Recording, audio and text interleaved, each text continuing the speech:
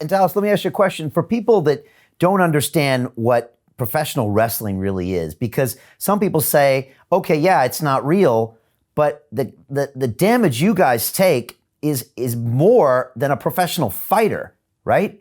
100%. 100%. Now, all you have to do is think of it like this. If you're watching a cowboy movie and the guy gets shot and he falls off the horse, was it real? Did he get shot? No.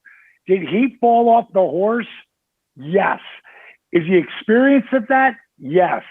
You can't fake gravity, though, because you're going to fall. So all those falls, you can't fake gravity.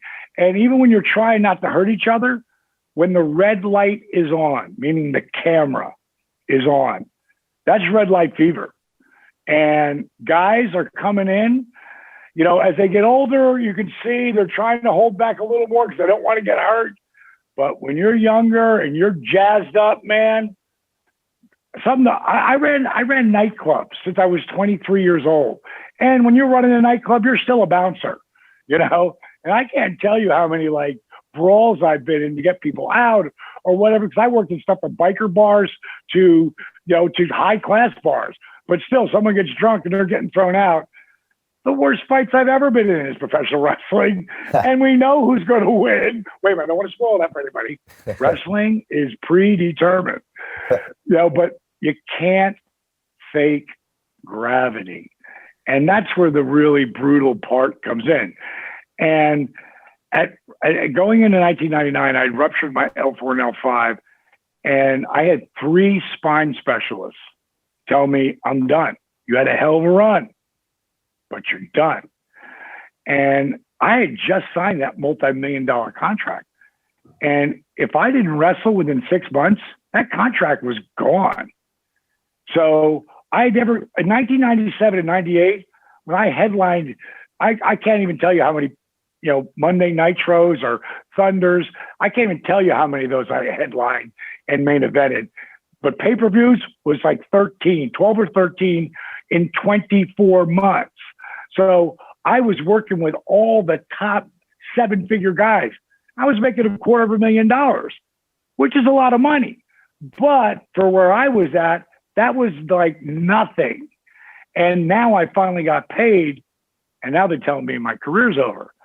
And my wife at the time, Kimberly, she was trying to talk me into yoga, and I was like, F that. I ain't doing yoga. I'm that guy. And about 3 days after I went to the 3rd spine specialist, and he's like, you're done. Can we fuse the back? Fusing really wasn't that good 25 years ago, so he said, by the time you get healed, if you're too old. You're too old to do that. So Kimberly finally talked me into doing yoga, and we were using a yoga VHS tape. There's Brian Kess, great guy. Today he's one of my friends. But back then he didn't have anybody who did modifications. So everybody's like Gumby, they're super yogis, and Kimberly's killing it.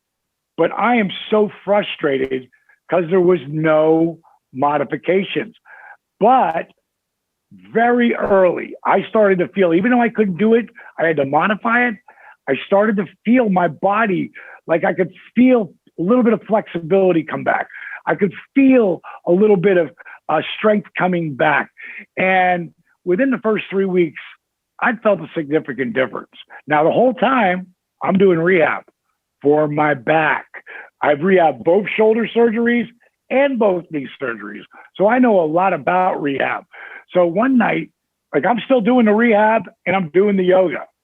And one day I mixed them. Right before I went to bed, I'll never forget, Kimberly walked by me and she goes, wow, you're really getting serious about this.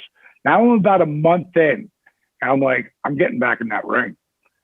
She goes, well, you do what you got to do. And then I added in old school calisthenics, done with a slow burn movement.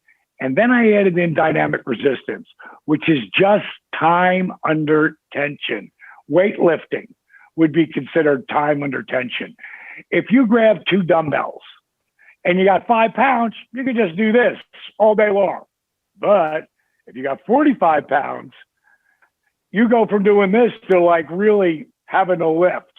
And you're not just engaging your biceps, you're engaging your fingers, your hand, your forearm, your shoulder, your traps, your feet, your calves, your quads, your glutes.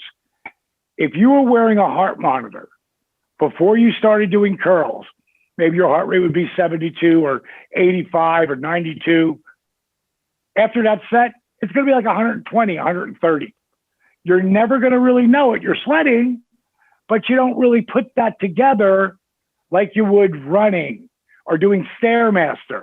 You see, what I figured out is every time you flex or engage a muscle, your heart has to beat faster to get the blood to the muscle.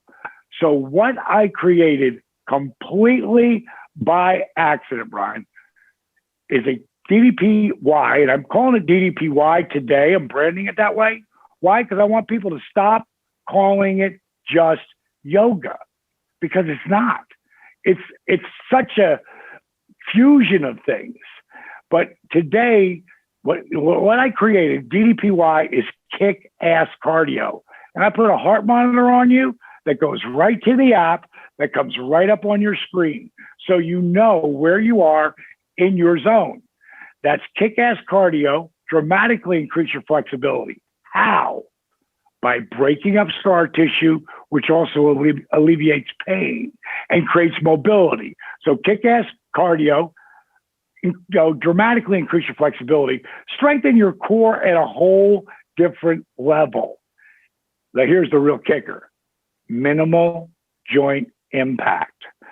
In less than 3 months, I was back in the ring. Now, I had to go see my doctor who had my Lloyd's of London policy. I had to go back to see him to get cleared before WCW would let me come back to work.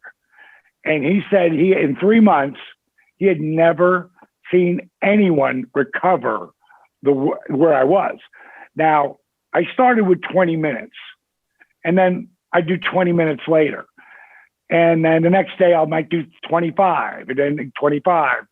Before you knew it, I was doing, that last 3 weeks, I was doing 3 hours a day, not at one time.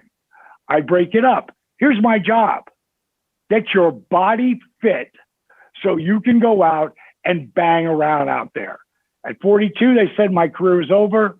At 43, I was a heavyweight champion of the world. And what that means to people who go, that's wrestling, it's fake. That's an Oscar for us.